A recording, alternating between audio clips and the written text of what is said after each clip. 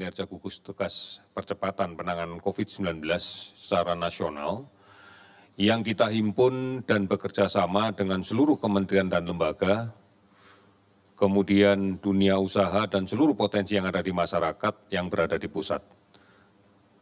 Data ini tentunya akan mengalir dari gugus tugas yang berada di daerah secara berjenjang, dan kemudian kita himpun pada pukul 12.00 waktu Indonesia bagian Barat. Acuan pelaksanaan tugas dari percepatan untuk membendung sebaran COVID-19 ini mengacu kepada arahan dari Bapak Presiden. Di antaranya adalah yang pertama, pengujian sampel harus kita laksanakan terus secara masif, dan gugus tugas mengupayakan untuk mewujudkan upaya masif ini dengan kemudian bisa mendatangkan reagen untuk pemeriksaan PCR real time yang kita harus import dari luar negeri. Kita bersyukur bahwa kondisi yang ada sekarang sudah membuat kita cukup untuk mengantisipasinya setidak-tidaknya sampai dengan 1 bulan ke depan. Kemudian dari 89 laboratorium untuk PCR real time sudah kita inventarisasi dan mulai kita siapkan agar seluruhnya bisa beroperasi. Kemarin kita juga sudah bersyukur menerima cartridge untuk digunakan pada mesin TCM, tes cepat molekuler TBC yang resisten obat. Kita bisa mendatangkan sekitar 1.500 cartridge dari rencana kita mengadakan sebanyak 172.000 pada tahapan pertama. Dan ini sudah kita distribusikan untuk memperpendek waktu tunggu pemeriksaan spesimen. Di antaranya kita kirimkan ke Sukabumi, Banyumas, Kediri, Lumajang, Palangkaraya, Balikpapan, Kendari, Sumbawa, Mimika, Merauke, Yapen, Sorong, Ternate, Tarakan, dan Nunukan. Sehingga diharapkan di kota-kota tersebut bisa melakukan pemeriksaan sendiri. Sudah barang tentu bahwa di fase pertama ini kita tidak mungkin memberikan dalam jumlah yang langsung dalam jumlah banyak. Tetapi kita sudah mulai untuk mengirimkan agar kemudian digunakan sebagai alat yang harus diawai oleh personil yang ada untuk bisa melaksanakan pemeriksaan antigen COVID-19 ini dengan menggunakan mesin TCM TBC resisten obat. Ini adalah bagian dari upaya kita untuk meningkatkan jumlah pemeriksaan yang lebih banyak, lebih masif, dan kemudian nantinya akan disertai dengan pelaksanaan isolasi yang lebih ketat. Tujuan dari pemeriksaan ini tentunya adalah dalam rangka untuk memprioritaskan pada kasus-kasus PDP terutama, agar bisa dengan cepat kita tentukan statusnya apakah yang bersangkutan konfirmasi positif atau bukan dari COVID-19 ini. Apabila memang terkonfirmasi positif, maka 2 hal yang harus segera dilaksanakan. Yang pertama adalah isolasi ketat yang bersangkutan, tentunya disertai dengan upaya layanan kesehatan yang komprehensif. Yang kedua adalah dalam rangka untuk pegangan dalam rangka kontak tracing. Ini menjadi penting karena kalau kita tidak bisa segera melakukan isolasi kasus positif tengah masyarakat, maka tidak menutup kemungkinan bahwa ini akan menjadi sumber penularan baru di tengah masyarakat, dan ini adalah bagian dari rantai penularan yang harus kita putus. Oleh karena itu inilah yang perlu kita lakukan di dalam kaitan dengan melaksanakan pemeriksaan secara masif, secara lebih banyak lagi, disertai dengan tindakan isolasi. Kemudian yang kedua, kita harus mulai merubah perilaku dalam kaitan dengan pelayanan rumah sakit hanya dalam kepentingan konsultasi medis. Yang semula kita harus mengakses rumah sakit secara langsung dan ketemu fisik antara tenaga kesehatan yang memberikan konsultasi medis dengan kita. Di era sekarang sudah mulai kita budayakan di dalam masyarakat bahwa ini bisa dilakukan dengan cara menggunakan teknologi, dengan cara telemedicine. Ini adalah penting di dalam kaitan untuk mengurangi kunjungan ke rumah sakit hanya untuk kepentingan konsultasi medis, yang akan memperbesar resiko untuk tertular pada saat perjalanan menuju rumah sakit atau pada saat berada di ruang tunggu rumah sakit. Oleh karena itu, mudah-mudahan ini menjadi sebuah budaya baru yang akan kita terus tanamkan ke depan, sehingga kemudian resiko untuk menjadi tertular ini menjadi lebih kecil lagi. Yang berikutnya adalah komunikasi yang efektif, yang detail, yang baik, dan transparan kepada semua pihak. Tentunya komunikasi ini terkait dengan kinerja pemerintah dan kinerja kita semua di dalam upaya untuk menyelesaikan permasalahan pandemi COVID-19 ini. Kita pahami bahwa dampak dari COVID-19 ini cukup banyak, tidak hanya berbicara pada bidang kesehatan, tetapi juga bidang yang lain. Bagaimana kemudian jejaring pengaman sosial harus bisa kita berikan dengan baik kalau kemudian komunikasi melalui data dan sebagainya tidak tersedia secara transparan dan kemudian akan menyulitkan kita di dalam pelaksanaannya. Khusus tentang penyakit ini sudah barang tentu kita semuanya harus tetap mengikuti berita yang benar, informasi yang benar, yang bisa dipertanggungjawabkan tentang COVID-19 ini. Beberapa akses sudah dibuat oleh pemerintah, tinggal kemudian inilah yang kita manfaatkan bersama.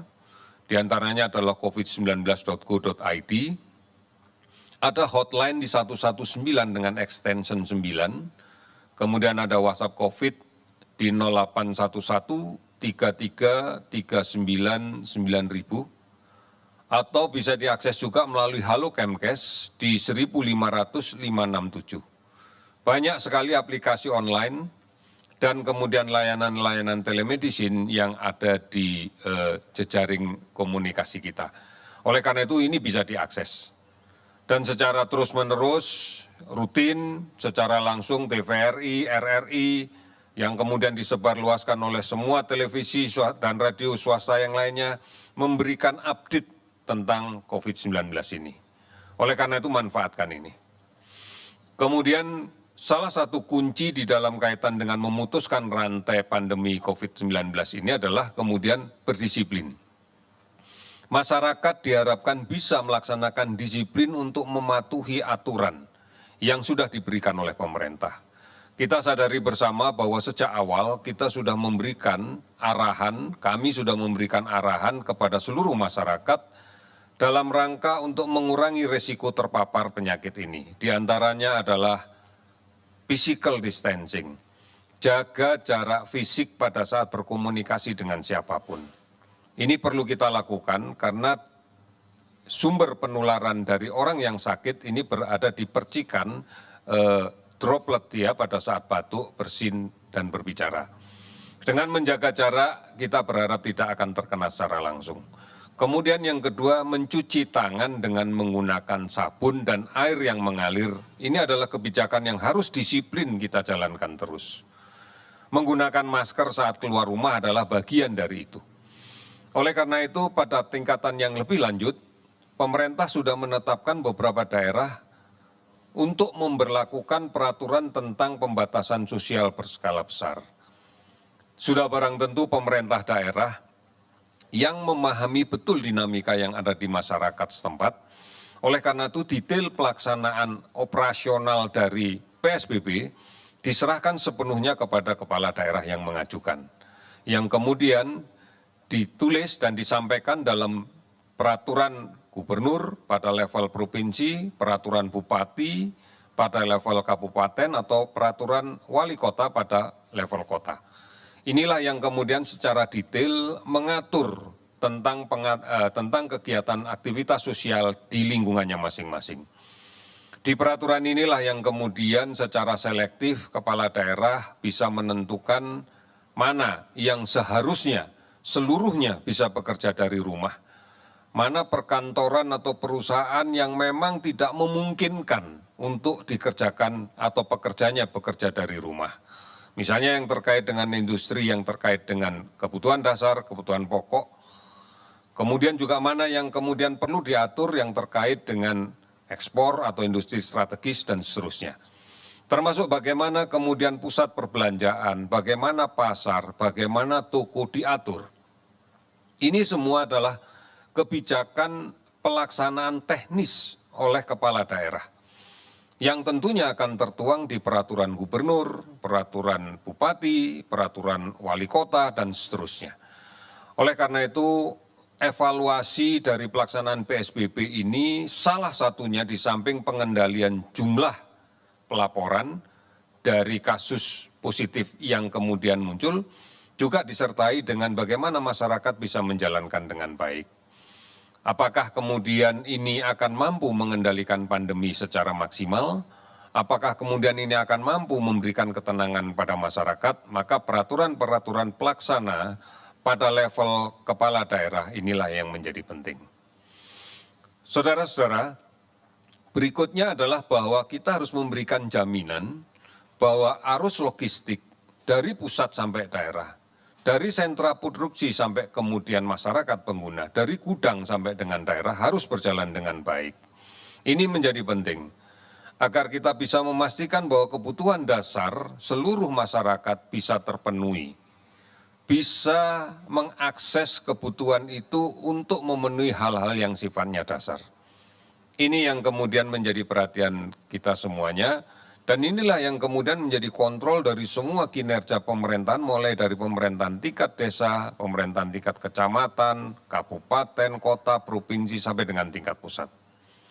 Ini harus kita jalankan dan kemudian kita awasi secara bersama. Kita menyadari betul bahwa sebagian saudara-saudara kita tentunya akan terpukul sisi kehidupan ekonominya, karena kemudian aktivitasnya yang kemudian harus dibatasi. Oleh karena itu, kondisi ini akan menimbulkan kesulitan bagi sebagian dari saudara-saudara kita. Pemerintah menyadari ini semuanya dan sudah menyiapkan bahwa perlu ada stimulus ekonomi dan perlu ada jaring pengaman sosial yang harus betul-betul tepat sasaran. Karena ini juga merupakan bagian dari kunci sukses kita agar masyarakat bisa menjadi tenang. Masyarakat bisa tidak panik. Semuanya akan mendapatkan perhatian dari pemerintah terkait dengan jaring pengaman sosial ini. Semua golongan masyarakat, termasuk saudara-saudara kita penyandang disabilitas, ini menjadi perhatian yang serius yang dilaksanakan oleh pemerintah. Sudah barang tentu banyak sekali ketentuan peraturan yang sudah dibuat oleh kementerian lembaga terkait. Inilah yang menjadi acuan di dalam kaitan dengan melaksanakan kegiatan-kegiatan pengamanan jaring-jaring sosial dan kemudian mengamankan stimulus kepada masyarakat. Saudara-saudara, ini beberapa upaya yang sudah dilaksanakan oleh pemerintah dan bersama-sama kita laksanakan bersama masyarakat. Oleh karena itu, sekali lagi kami mengingatkan bahwa COVID-19 hanya dapat dicegah dengan disiplin yang kuat, dengan semangat gotong royong yang tidak terputus. Mari kita bisa berperan, tetap tinggal di rumah, jangan bepergian, pastikan kita tidak tertular, ataupun kalau kemungkinan kita sakit, pastikan kita tidak menulari orang lain. Oleh karena itu, tidak mudik, tidak ada pilihan yang lain, tidak mudik. Karena kita tidak bisa memberikan jaminan keamanan sepanjang perjalanan mudik. Sangat mungkin kita akan kontak dekat dengan orang tanpa gejala. Saat di kendaraan umum misalnya, saat di terminal, saat di stasiun, saat di rest area kalau misalnya menggunakan jalan tol, atau di tempat-tempat umum lainnya di sepanjang perjalanan. Oleh karena itu, kita akan berpotensi tertular. Perjalanan kita tidak aman. Dan manakala kemudian kita tertular, maka kita berpotensi menularkan kepada saudara kita, kepada keluarga kita di kampung halaman. Oleh karena ini penting, dan kemudian inilah bentuk dari disiplin kita yang diuji. Dan ini pula komitmen kita secara bersama-sama kalau menginginkan COVID-19 ini bisa segera ditangani dengan baik. Saudara-saudara, tetap gunakan masker. Kalaupun terpaksa keluar rumah, gunakan masker. Batasi waktunya jika keluar rumah. Hindari kerumunan orang.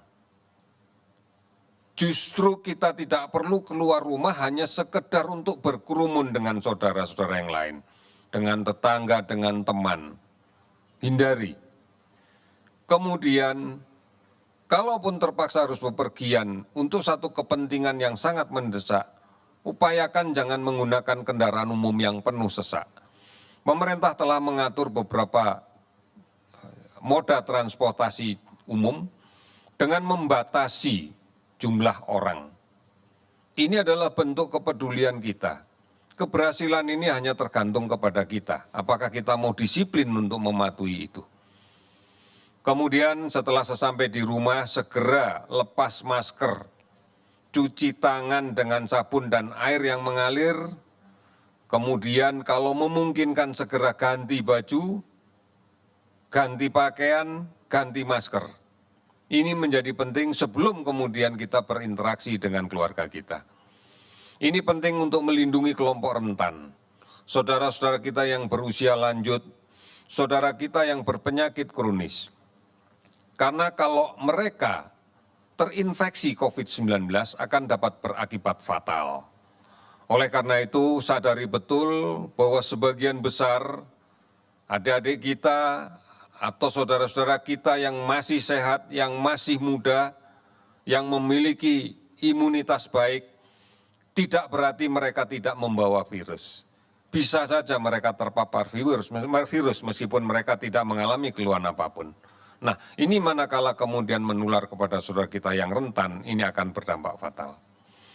Oleh karena itu, mari bersama-sama kita menjalankan ini. Mari kita bekerja sama.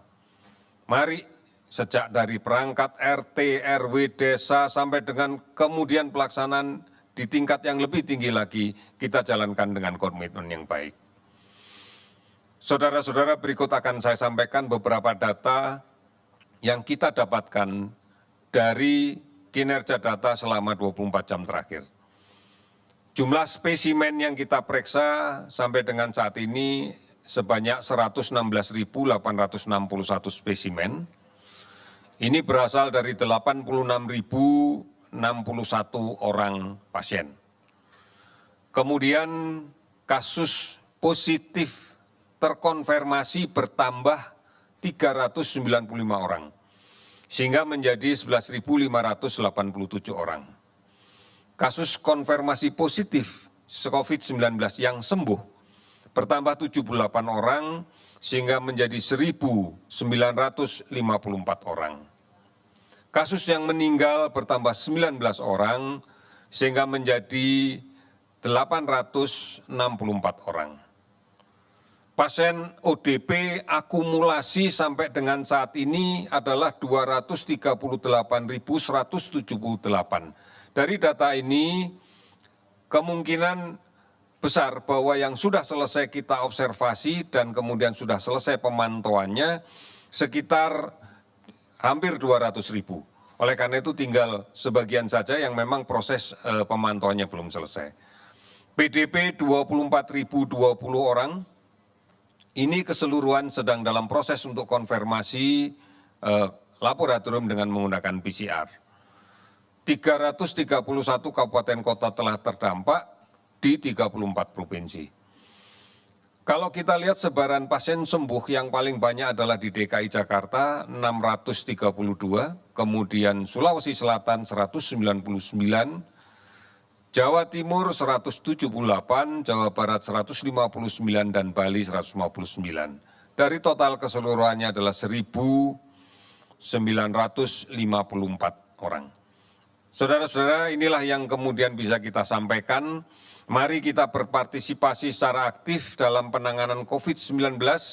Mari kita putuskan penularan COVID-19. Hargai dan bantu mereka yang melakukan isolasi mandiri.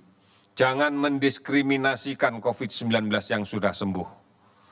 Kemudian, mari kita hargai, kita hormati tenaga kesehatan.